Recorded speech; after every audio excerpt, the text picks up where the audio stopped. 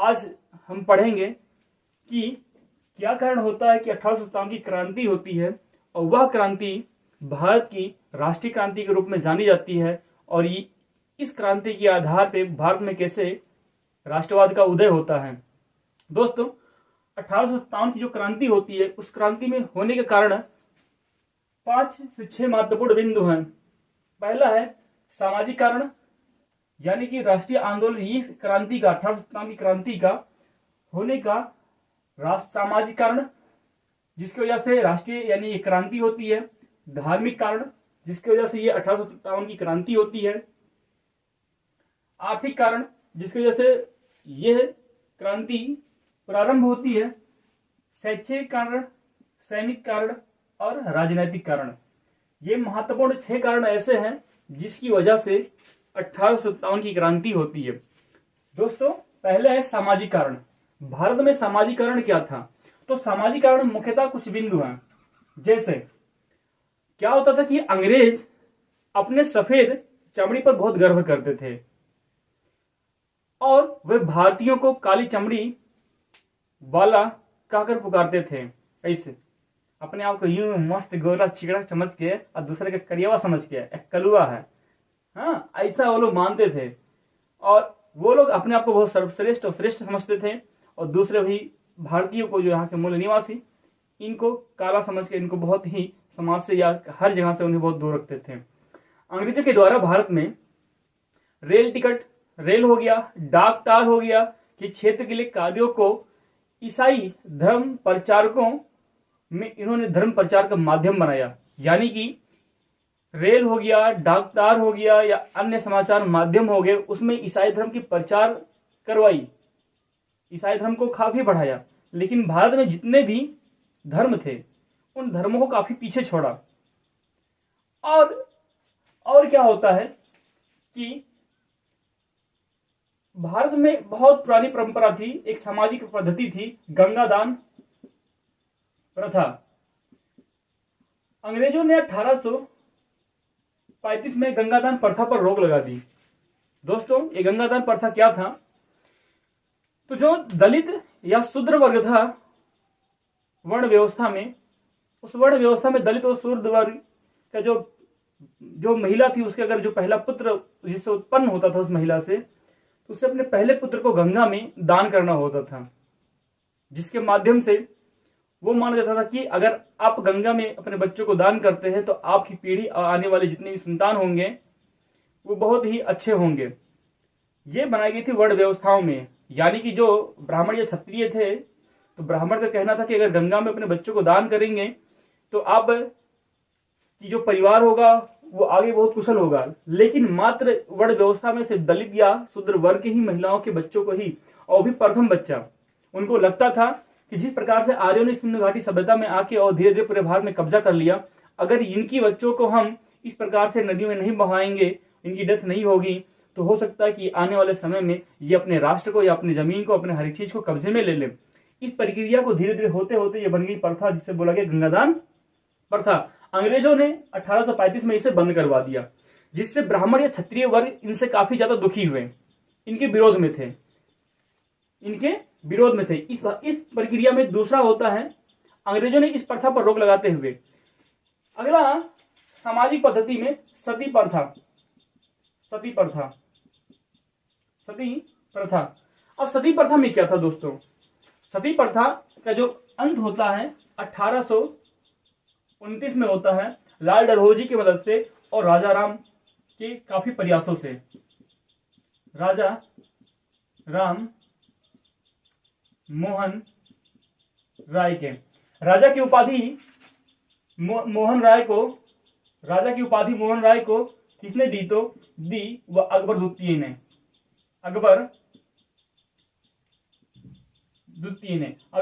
ने राजा राम मोहन राय को राजा की उपाधि देता है। क्यों देता है? क्योंकि अकबर द्वितीय का पेंशन बढ़वाने का काम जो करता है वो राम मोहन राय करते हैं, इसलिए इनका जो उपाधि देता है राजा की उपाधि देता है, और इसलिए राजा यानी राम मोहन राय राजा के नाम से पुकारे जाने लगते हैं, राजा राम मोहन राय। ये अथक प्रयास से क्या होता है कि ये सती प्रथा बंद होता है, और किसके प्रयास से? तो लॉर्ड डलहौजी की प्रयास से, मदद से। इसमें भी यानी कि जो वर्ण व्यवस्था में जो सबसे अग्रणी वर्ण व्यवस्था थी, क्षत्रिय या ब्राह्मण, वो भी अब अंग्रेजों के काफी कट्टर बन जाते हैं, काफी विपक्ष में हो जाते हैं, और उन्हें लगता है कि अगर इस प्रकार से ये सारी प्रक्रियाओं को बंद करते चले जाएंगे तो आने वाले समय में हमारी जो दशा, यानी कि जो हमारा प्रभुत्व था, वो प्रभुत्व समाप्त हो जाएगा। इसी कड़ी में ये क्या करते हैं कि 1792 में अंग्रेज शूद्र वर्ग को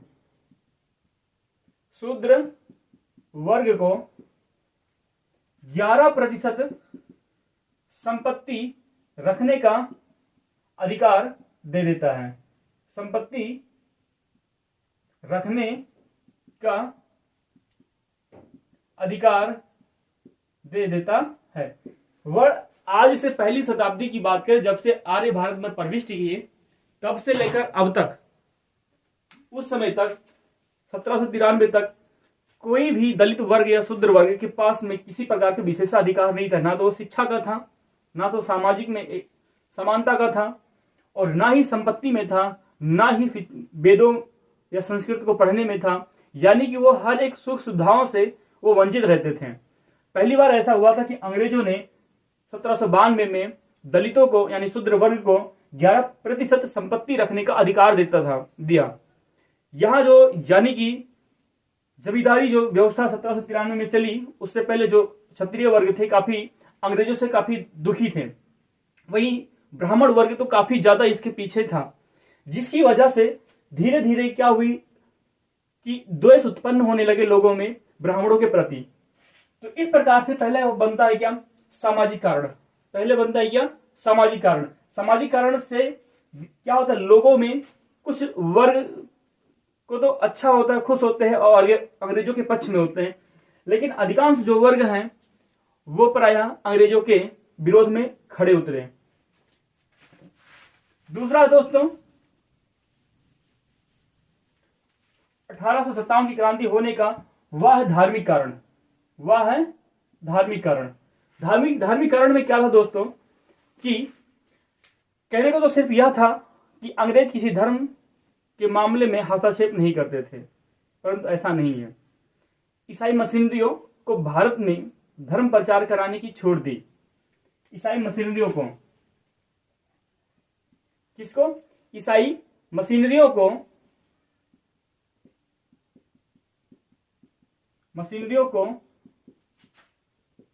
धर्म प्रचार कराने की छूट दी। परंतु वहीं भारत में जो भी धर्म थे, चाहे वह हिंदू धर्म था, चाहे वह इस्लाम या बौद्ध है या जैन, इनको धर्म प्रचार करने की छूट बिल्कुल नहीं थी। इसलिए यहां पर क्या होता है, धर्म के आधार पे अंग्रेजों के प्रति द्वेष उत्पन्न होता है। वही ईसाई मशीनरियों को प्रचार कराने के लिए, अपने धर्म को प्रचार कराने के लिए सब प्रकार के विशेषाधिकार और छूट दिए गए, लेकिन वही भारत के धर्मों को छूट नहीं दिया गया, प्रतिबंध लगाया गया। 1850 में डलहौजी के धार्मिक नियोक्ता के अधिनियम के पास होने पर धर्म परिवर्तन पर बहुत विपत्ति उत्पन्न होती है। उसमें कहा होता है कि पुत्र को पिता की संपत्ति से वंचित नहीं किया जा सकता। पुत्र, अब ध्यान से देख लीजिए, 1850 मैंने अभी बताया, एक 1829 और 1829 में क्या होता है कि सती प्रथा पर रोक लगाई जाती है। वो सती प्रथा जो काफी वर्षों से चली आती है। प्रथा मतलब यानी कि जो आज से कई शताब्दियों से पूर्व कोई अगर क्रिया चली आ रही है, वह क्रिया कहलाएगी प्रथा।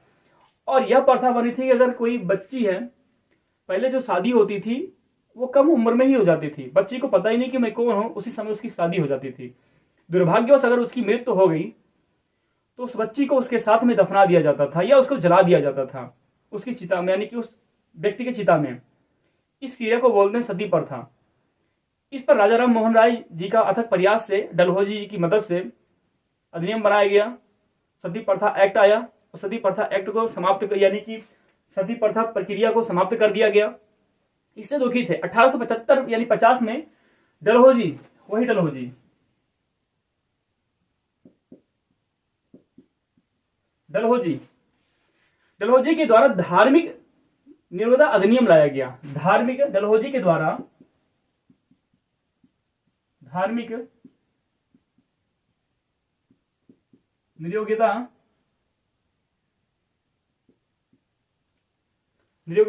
अधिनियम लाया गया।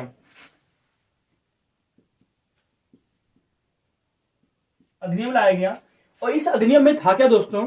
तो इस अधिनियम में था अर्थात धर्म परिवर्तन पर पुत्र को पिता की संपत्ति से वंचित नहीं किया जाएगा। धार्मिक निर्योग्यता अधिनियम 1850 में डलहौजी लेके आते हैं और इस डलहौजी का मुख्य उद्देश्य क्या होता है कि अगर कोई भारतीय व्यक्ति अगर कोई भारतीय व्यक्ति अपनी धर्म को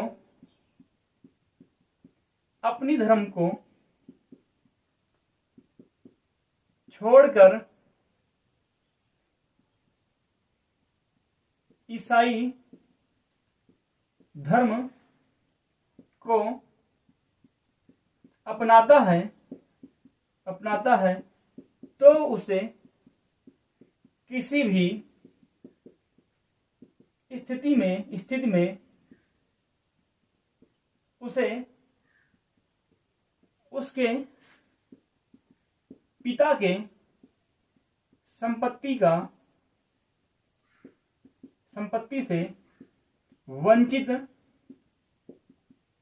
नहीं किया जाएगा। यानी कि अगर कोई व्यक्ति अपना धर्म परिवर्तन कर रहा है, दूसरे धर्म को छोड़ के ईसाई धर्म को अपना रहा है, तो उसे उसके पिता की संपत्ति से कभी भी वंचित नहीं किया जाएगा, किसी भी स्थिति में, किसी भी परिस्थिति में, चाहे जो हो जाए। ये महत्वपूर्ण कारण बनते हैं। इसी में क्या होता है कि 1856 में विधवा पुनर्विवाह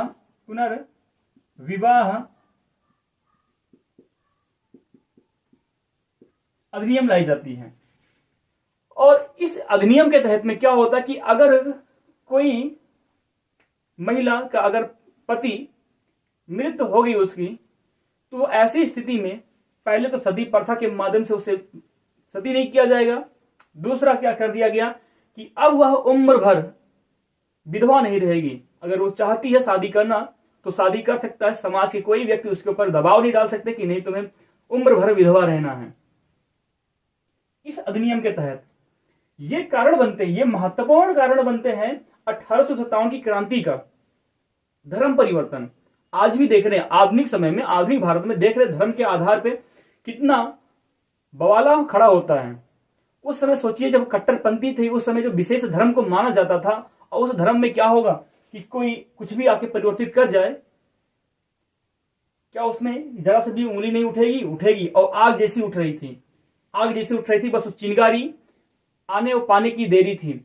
जैसे ही चिंगारी मिली, जैसे चिंगारी उठी, जैसे स्थिति आई, जैसे समय आया, ये आग बबूला पूरा फूट के गुब्बारा जैसे निकला। और वो निकला क्या? 1857 की क्रांति का। दोस्तों अगला होता है आर्थिक कारण।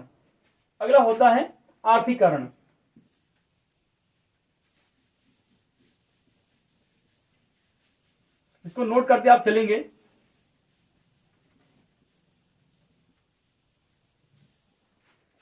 अगला है आर्थिक कारण।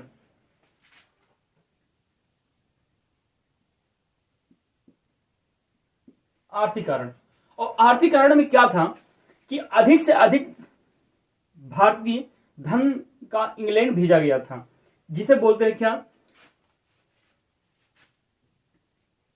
धन का बहिर्निगमन, ड्रेन ऑफ वेल्थ।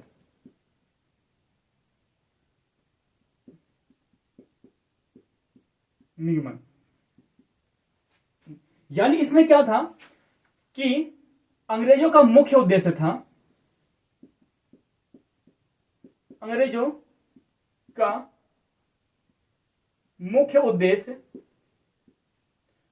भारत से अधिक धन इंग्लैंड भेजना। और ये करते भी थे। कैनिंग द्वारा लागू जो मुक्त व्यापार के कारण भारतीय बाजारों में ब्रिटिश वस्त्रों की भरमार हो गई, जिसके कारण हथकरघा और घरेलू उद्योग चपेट क्या हो गए, पूरा चौपट हो गया, बर्बाद हो गया। होता क्या, लॉर्ड कैनिंग होता है, लॉर्ड कैनिंग एक एफटीए लेके आता है, एक अधिनियम लाता है, Lord Canning FTA, free trade agreement, मुक्त व्यापार समझौता। इसके तहत क्या करता है कि लॉर्ड कैनिंग भारत से बिना किसी टैक्स, बिना किसी रोक के भारत से अधिकांश धन को, अधिकांश संपत्ति को, अधिकांश वस्तुओं को यहां से ले जाकर इंग्लैंड में वस्तुओं का निर्माण करता था और वह वस्तुओं को बनाने के बाद में लाके भारत में ही बेचता था। अगर यहां से खरीद के ले गया 2 रुपए में, तो यहां लाके बेचता था कम से कम 20 रुपए में। फिर इस प्रकार से इंग्लैंड समेत पूरे भारत में क्या होता है, इंग्लैंड की वस्तुएं पूरी क्या होती हैं, फैल जाती हैं। और जो भारत जो कुटीर उद्योग था, जैसे भारत के लोग अपने हाथों से वस्तुओं को बनाते थे और बनाने के बाद में वस्त्रों को बनाते थे, वस्तुओं को बनाते थे, बनाने के बाद में उसी को बेचकर अपना रोजी रोटी चलाते थे और उसी अपने ही बनाए हुए वस्तुओं को पहनते थे, प्रयोग करते थे। लेकिन जब इंग्लैंड मुक्त व्यापार एफटीए के माध्यम से, फ्री ट्रेड एग्रीमेंट के माध्यम से क्या कर दिया कि अब बिना टैक्स के यहां से, बिना किसी भी परिस्थिति, बिना किसी नियमों और कानून को लगाए हुए हम यहां से क्या करेंगे, वस्तुओं को उठाएंगे भारत से, कच्चे माल को, और ले जाकर इंग्लैंड बनाएंगे और इंग्लैंड में बनाकर फिर भारत में लाके बेचेंगे। इस प्रकार से भारत की जो कुटीर उद्योगी थी वो पूरी चौपट हो गई, खत्म हो गई। और इसी स्थिति में क्या होता है कि रैयतवाड़ी व्यवस्था को भी लागू होना होता है। इसी में रैयतवाड़ी व्यवस्था लागू करता है। रैयतवाड़ी व्यवस्था में कुटीर उद्योग को पूरा चौपट कर दिया जाता है, पूरा प्रतिबंधित कर दिया जाता है और कंपनी के अधिकारियों को भारतीय राजस्व से वेतन दिया जाने लगा।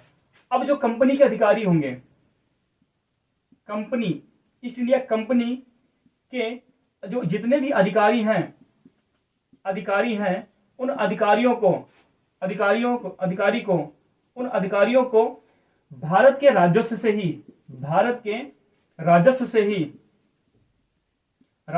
ही वेतन दिया जाने लगा। अब इस स्थिति में क्या होता है कि पूरी भारत की जितनी भी इकोनॉमिकल कंडीशन होती है, पूरी चौपट हो जाती है, पूरी बर्बाद हो जाती है। क्योंकि जितना भी वेतन था, जितने भी पैसे थे, जितनी भी मुद्राएं थी, सारा का सारा ये उठाकर भारत से इंग्लैंड ले गए। और इसी कड़ी में 1793 में क्या होता है, बहुत बड़ा एक नियम कानून लेके लाता है कौन, लॉर्ड कॉर्नवालिस। अस्थायी बंदोबस्त व्यवस्था, अस्थायी बंदोबस्त प्रणाली, जिसको बोलते हैं हम क्या, जमींदारी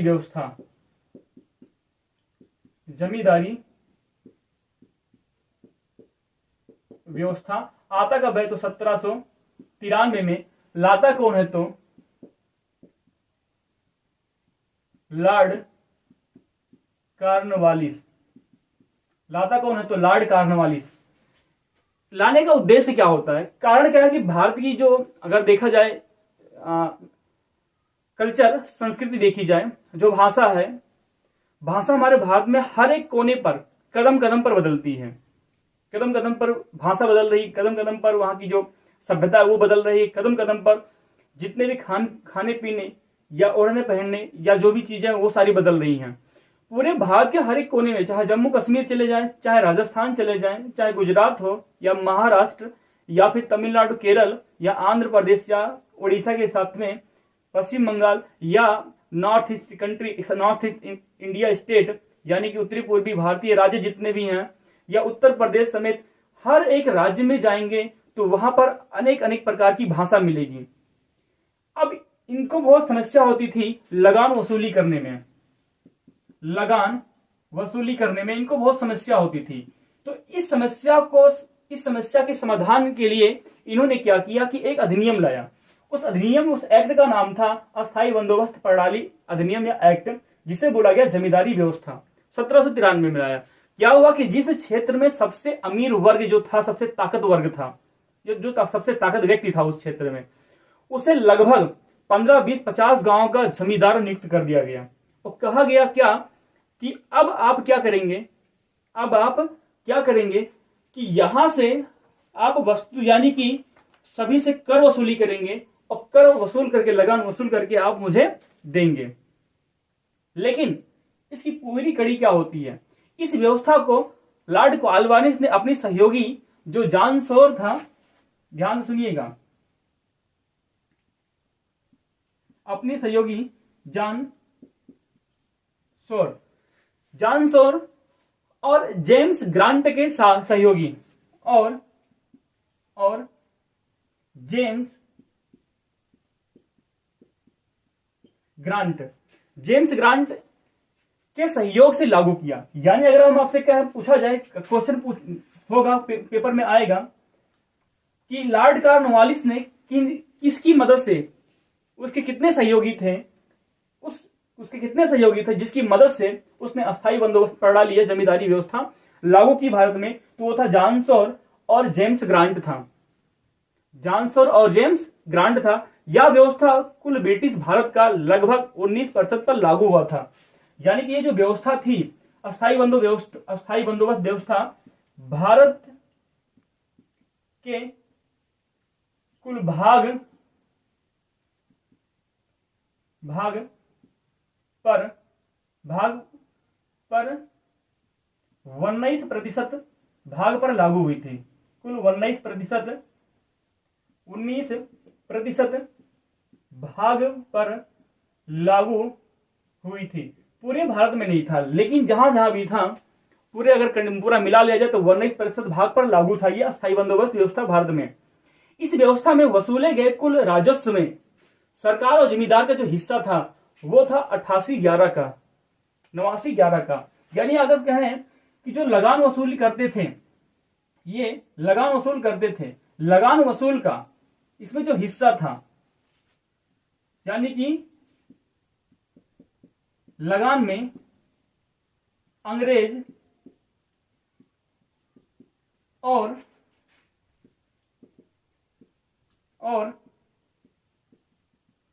जमींदारों का हिस्सा वो था 89/11 में। यानी 89 जो होगा वो अंग्रेजों का हिस्सा होगा 100% में, और जो 11% होगा वो जमींदारों का हिस्सा होगा। आप जितना वसूलेंगे उसका 89% हम लेंगे, यानी अंग्रेज लेगा, और जो 11% होगा वह जमींदार लेगा। इस प्रथा ने भारत में संयुक्त परिवार को तोड़ने का काम किया तथा 1857 के जो विद्रोह में जमींदार ने अंग्रेजों सरकार के लिए स्टेप बेल्ट यानी सेफ्टी बेल्ट का काम किया 1857 में। कारण क्या होता है कि जब 1857 की क्रांति होती है तो ये जो जमींदार होते हैं वो मात्र अंग्रेजों का ही साथ देते हैं, भारतीयों का साथ बिल्कुल नहीं देते हैं, क्योंकि इन्हें भी पता था कि अगर ये क्रांति के माध्यम से अगर अस्थायी बंदोबस्त प्रणाली समाप्त हो गई तो हमारे जो प्रभुत्व था जिस पर ये शासन करते थे, उस शासन प्रणाली के माध्यम से सबको ये चौपट कर देंगे। कहीं भी राज यानी कि ये चले जाते, क्षत्रिय यानी कि जो जमींदार थे वो चले जाते थे, किसान के घर पे अनाज उत्पादन हुआ या नहीं हुआ उसको बोलते थे किसान साहब हमका माफ कर दियो, हबही हमारे यहाँ बरसात के कारण सूखा पड़ गया, जी के वजह से हम लगान नहीं दे पाएंगे, हमका माफ कर दो।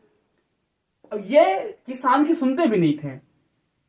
और ये जमींदारी व्यवस्था पूरे भारत की बात करें तो खासकर आज का जो संपूर्ण बंगाल था, जिसमें बंगाल, बिहार, उड़ीसा, झारखंड थे, साथ में उत्तर प्रदेश में भी ये लागू था। और अगर सूर्य अस्त के पहले कोई जमींदार अपनी लगान को ले जाकर वहां पर वसूले के लगान को ले जाकर अगर अंग्रेजों के सामने नहीं देता था सूर्यास्त से पहले, अगर सूर्यास्त के बाद ले गया तो उसकी जमींदारी व्यवस्था समाप्त कर दी जाएगी। सर्वा जमीन हमारी, किसान हमारे, सारा लूटा उसने, बर्बाद किया उसने, और फिर भी कह रहा करिएवा, अपना बंदा गुरहर का। इतना हरामीपंती कर देते ये कि मारे पूरे चरमरा के रख दिया हमारे भारत की स्थिति को, यानी कृषि को, और तब भी मोट टाइट करके अब बंदे थे अपना ही सेट है। तो इस प्रकार से साथियों, इसी आर्थिक कारण में होता है रैयतवाड़ी व्यवस्था। रैयतवाड़ी व्यवस्था, रैयतवाड़ी व्यवस्था। इस रैयतवाड़ी व्यवस्था में क्या था, इसको लागू करने वाला जो होता है, इसे लागू करता है, लागू करने वाला व्यक्ति टॉमस मुनरो।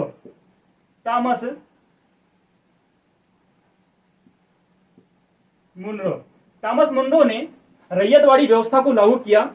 और इस व्यवस्था के अंदर क्या क्या था कि यह व्यवस्था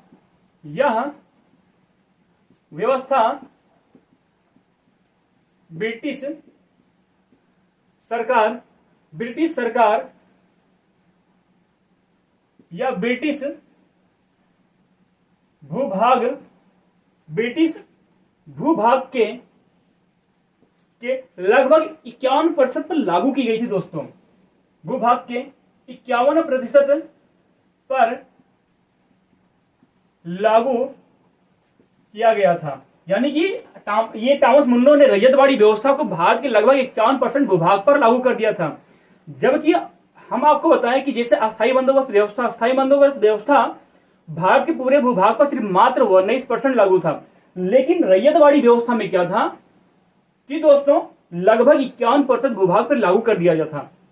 इस व्यवस्था का जो प्रभावित क्षेत्र था वो मद्रास, मुंबई और असम था। यह व्यवस्था मद्रास, मुंबई और असम राज्य जैसे यानी प्रांत जैसे प्रभावित थे। इस व्यवस्था ने किसान और सरकार के मध्य बिचौलिए के काम को समाप्त कर दिया। किसान और सरकार के मध्य बिचौलिए का काम, यानी कहने का मतलब यह है कहीं ना कहीं जमींदार या साहूकार की व्यवस्था को थोड़ा कम किया। इस व्यवस्था में किसान जब तक लगान देता रहेगा तब तक जमीन का मालिक बना रहेगा। यानी इस व्यवस्था में क्या था, इस व्यवस्था में किसान जब तक लगान देता रहेगा तब तक वह जमीन का मालिक रहेगा। यानी कि जब तक किसान लगान देता रहेगा तब तक वह जमीन का मालिक बना रहेगा, और जिस समय उसने लगान को समाप्त कर दिया उस दिन से वह, यानी अगर किसान लगान देना बंद कर देगा तो वह यानी कि जमीन का मालिक नहीं बनेगा और वह हो जाएगा भूमिहीन और बेचारा हो जाएगा कंगाल, और एक दिन वो फांसी के फंदे पर लटक के अपनी जान दे देगा। हाँ, इस प्रकार से अगर हम आपसे कहें कि इस व्यवस्था में लगान की दर कितनी थी, लगान की दर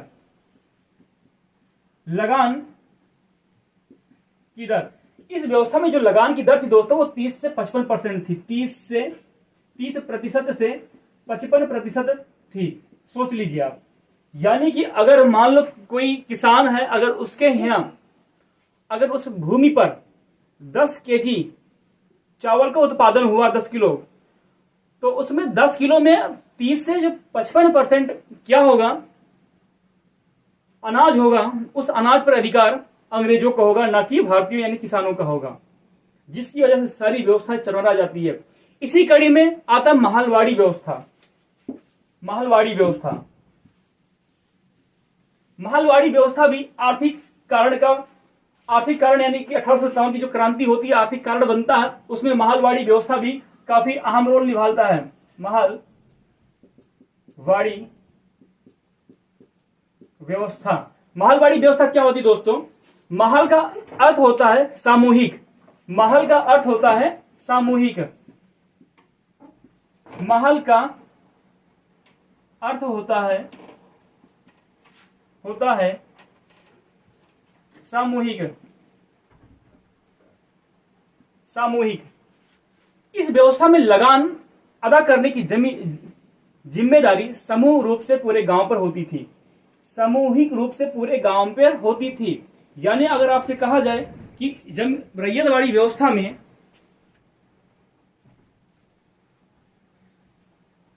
महलवाड़ी व्यवस्था में समूह का क्या अर्थ था, तो महलवाड़ी व्यवस्था में दोस्तों समूह का अर्थ है कि पूरे गांव के लोग सामूहिक रूप से लगान को अदा करेंगे। इस व्यवस्था का जन्म जो था वो हाल्टन मैकेंजी था, हाल्ट मैकेंजी था। यानी इस व्यवस्था का जनक, इस व्यवस्था का जनक हाल्ट मैकेंजी था। अगर आपसे कहें कि महलवाड़ी व्यवस्था का जनक कौन था, तो हाल्ट मैकेंजी था। रैयतवाड़ी व्यवस्था का जनक कौन था, तो टॉमस मुंडो था। और अस्थायी बंदोबस्त प्रणाली का जो जनक था, जिसको जमींदारी व्यवस्था कहते हैं, वो लॉर्ड कॉर्नवालिस था। हाल्ट मैकेंजी ने क्या जो लागू किया, ये महलवाड़ी व्यवस्था पूरे भारत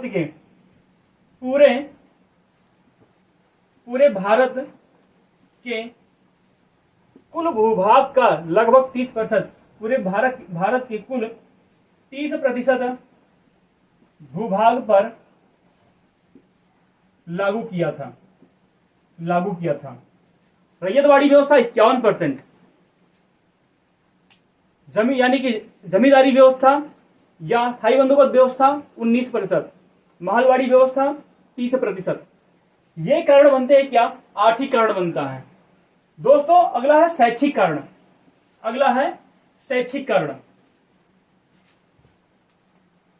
शैक्षिक कारण क्या था कि इसमें पश्चिमी शिक्षा को भारतीयों पर थोपना।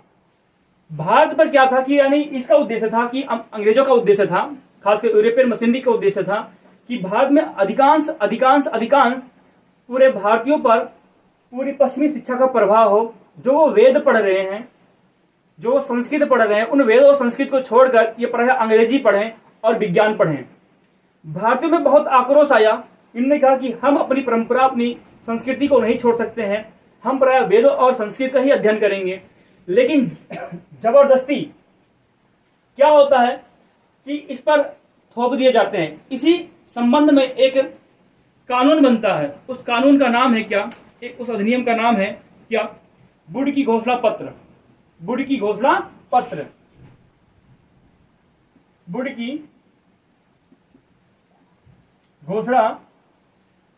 पत्र, जिसको बोलते हैं क्या? 1854 में वुड की घोषणा पत्र आई।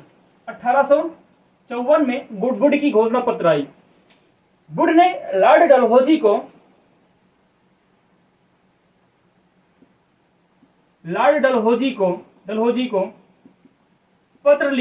पत्र लिखकर कहा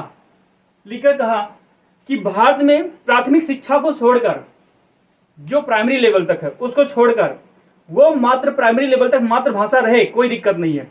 लेकिन जो उच्च शिक्षा होगी या महाविद्यालय शिक्षा होगी, वहां पर संस्कृत और वेद नहीं पढ़ाए जाएंगे, वहां पर विज्ञान और अंग्रेजी ही पढ़ाई जाएगी। इसमें भारतीयों को बहुत आक्रोश हुआ, लेकिन सभी भारतीय इसके विरोध में थे, मात्र एक व्यक्ति या दो व्यक्ति को छोड़कर। वो व्यक्ति थे राजा राम मोहन राय। राजा राम मोहन राय जी का कहना था कि जब तक हम अंग्रेजी नहीं सीखेंगे, तब तक हम अपनी समस्याओं को अंग्रेजों के प्रति कैसे रखेंगे, अंग्रेज हमारी भाषा, हमारी समस्याओं को कैसे समझेंगे। तो अंग्रेजों को हमारी समस्याओं को समझने के लिए, हम अपनी समस्याओं को अंग्रेजों तक पहुंचाने के लिए हमें क्या करना होगा? अंग्रेजी भाषा सीखनी होगी, अंग्रेजी पढ़नी होगी।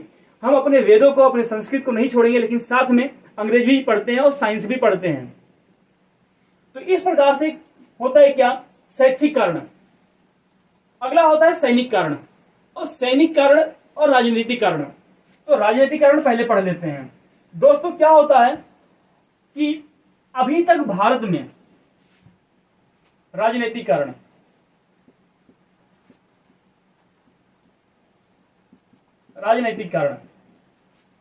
जब से लेकर जब यानी यूरोपियन कंपनी भारत में आती है, पहला यूरोपियन व्यक्ति आता है वास्को डी गामा 20 मई 1498 से लेकर, और कब तक, 1885 तक। यानी कह सकते हैं कि पहली फैक्ट्री की स्थापना 1503 में हुई थी। 1503 से लेकर या इससे पूर्व भारत में कोई भी राजनीतिक पार्टी नहीं थी। भारत में कोई भी राजनीतिक पार्टी नहीं थी। भारत में पहली जो राजनीतिक पार्टी की स्थापित होती है, बनती है, वो होती है भारतीय राष्ट्रीय कांग्रेस। यानी कह सकते हैं कि 1885 में पहली बार होता है कि भारत में कोई राजनीतिक पार्टी का निर्माण होता है। और होता क्या, उसका नाम क्या होता है, तो भारतीय राष्ट्रीय कांग्रेस शब्द इसलिए लिया गया क्योंकि अगर देखा जाए चाइना में तो पीपुल्स लिबरल पार्टी जो कांग्रेस की है वहां सरकार बनी हुई है। यूएसए में कांग्रेस सरकार बनी हुई है। इंग्लैंड की जो उनकी खुद सरकार थी वो भी कांग्रेस से रिलेट करती है। इसलिए यहाँ के जो लोग थे, जो इसके निर्माणकर्ता थे, जो इसके अध्यक्ष थे, ए.ओ. ह्यूम ने कांग्रेस नाम शब्द दिया। यानी कि भारतीय राष्ट्रीय कांग्रेस की स्थापना के समय, स्थापना कभी 1885 में, स्थापना करने वाले जो व्यक्ति थे, अध्यक्ष थे उस समय, वो थे ए.ओ. ह्यूम ने भारतीय राष्ट्रीय कांग्रेस की स्थापना करते हैं। और इसकी जो पहली बैठक होने वाली होती है,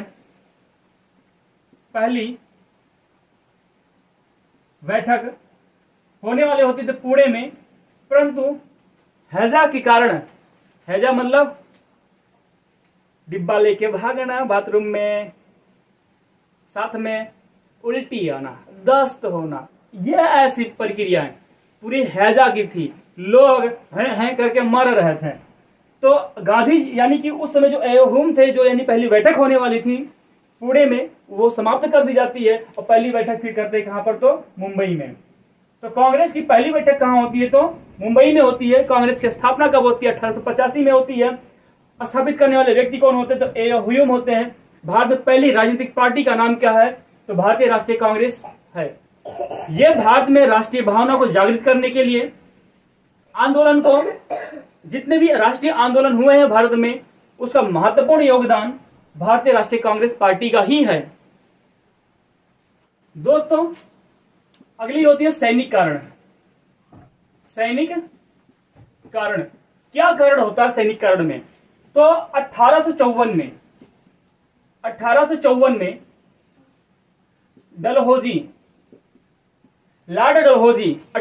में लॉर्ड डलहौजी द्वारा सैनिक की मुफ्त डाक सेवा को समाप्त कर देना। पहली बात तो यह हो गई कि सैनिककरण जो बनता है, सैनिक अपने परिवार को मुफ्त में कोई पत्र भी नहीं लिख सकता है। अपनी बीबी को जो ससुराल में बैठी इंतजार कर रही है बरसों से, हमारा पति बाहर गए, और पति का कब सूचना आएगी उस पत्नी के लिए जो अपने घर में बैठी द्वार पे इंतजार कर रही है, मोरे पिया घर आए। तो डलहौजी जी क्या किए कि बेचारी पत्नी अलग वैसे पड़ी रहे और पति साहब जाके गोली खा के शहीद हो जाए, पता ही ना चले पत्नी को। तो वो डाक सेवा व्यवस्था बंद कर देते 1854 में। डाक सेवा व्यवस्था 1854 में डलहौजी बंद कर देते हैं। और उसी समय क्या होता है कि जो कारतूस बनाई जाती थी, जो कारतूस यानी गोली जो बनाई जाती थी चर्बी की, जो चर्बी की यानी कारतूस बनाई जाती थी वो दो जानवर की थी, एक गाय की चर्बी और एक सुअर की चर्बी।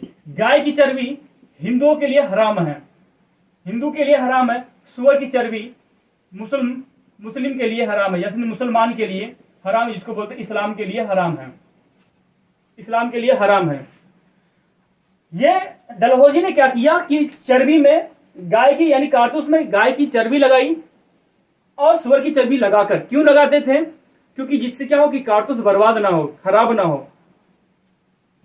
ये क्या किया, जब मंगल पांडे बैरकपुर छावनी में ये सुन पाते हैं, पता पाते हैं कि किसी ने लॉर्ड डलहौजी ने गाय की चर्बी और सुअर की चर्बी मिला दी है उस कारतूस में, वहीं क्या होता है, स्टार्ट हो जाती कहानी वाली। मार्च 1857 मंगल पांडे ने 34वीं रेजिमेंट मार्च, और कौन सी मार्च होता है, 29 मार्च 1857 में 34वीं रेजिमेंट बटालियन के जो सेना होते हैं मंगल पांडे विद्रोह कर देता है, किंतु यह शीघ्र ही नियंत्रित कर लिया गया। 34वीं बटालियन रद्द कर दी गई जो मंगल पांडे की थी, जबकि मेरठ में 10 मई 1857 के दिन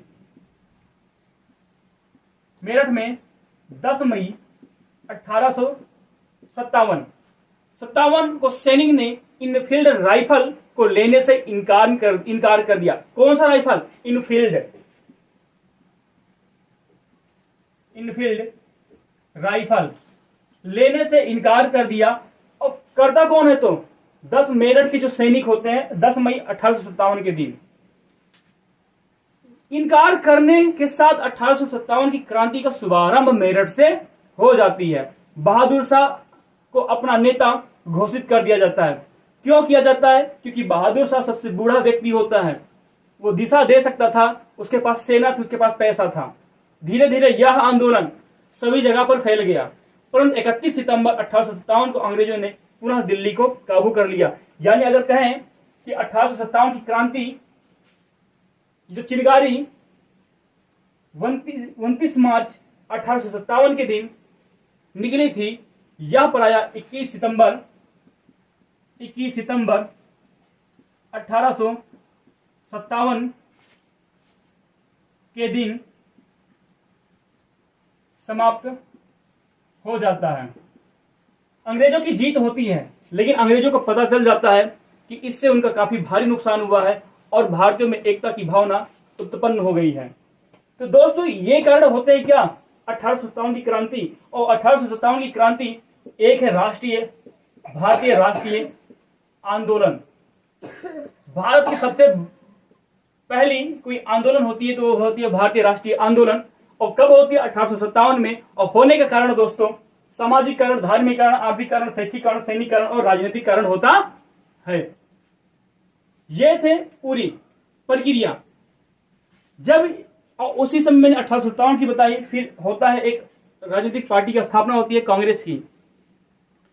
दोस्तों 1857 के विद्रोह असफल होने का कारण, विद्रोह असफल होने का कारण क्या होता है? तो महत्वपूर्ण दो कारण होते हैं दोस्तों। पहला कारण क्या होता है? यह विद्रोह स्थानीय या असंगठित तथा नेतृत्व विहीन था। यानी कह सकते हैं यह विद्रोह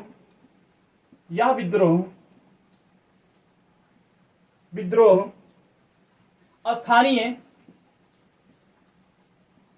संगठित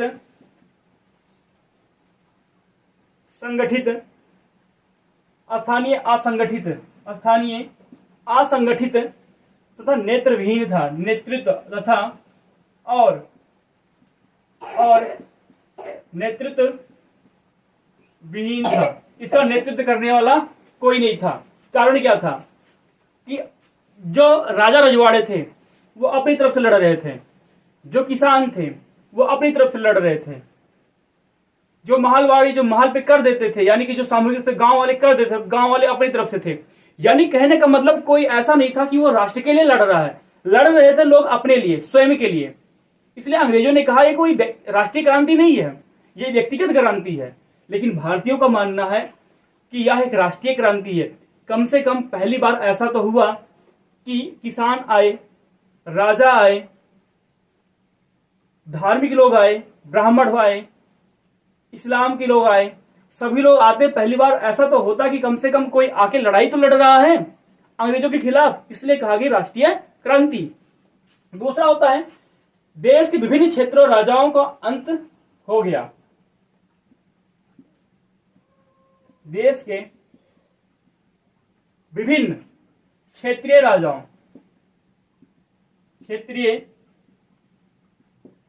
राजाओं के द्वारा शांत रहना, क्षेत्रीय राजाओं के द्वारा शांत रहना। एक चीज मैं आपको बताना भूल गया, आता है क्या दत्तक पुत्र अधिनियम। क्या होता है शांत रहना? 1857 में 1848 से लेकर 1858 तक ये था दत्तक पुत्र अधिनियम। इस अधिनियम के तहत कोई भी व्यक्ति या राजा जिसके पास कोई पुत्र नहीं है वह किसी दूसरे पुत्र को गोद नहीं ले सकता था, और जब वो कमजोर हो जाता था राजा या व्यक्ति तो उसको पेंशन दी जाती थी और उसकी सारी संपत्ति को हड़प लिया जाता था। इसलिए इसे बोला भी जाता है क्या? हड़प नीति।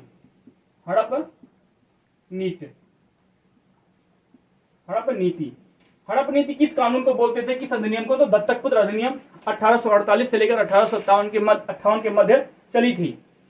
जिन जिन राजाओं का राज्य नहीं गया था इस अधिनियम के तहत, दत्तक पुत्र अधिनियम के तहत, वे राजा शांत रहे, वे अंग्रेजों के साथ में रहे, अंग्रेजों का साथ दिया, परंतु भारतीयों को नहीं दिया, जिसकी वजह से भारत की जो विद्रोह हुई, जो क्रांति हुई, वो क्रांति काफी कमजोर पड़ गई और अंततः दिल्ली को जीत लेते हैं कौन? अंग्रेज। इस प्रकार से 1857 की क्रांति का अंत होता है। दोस्तों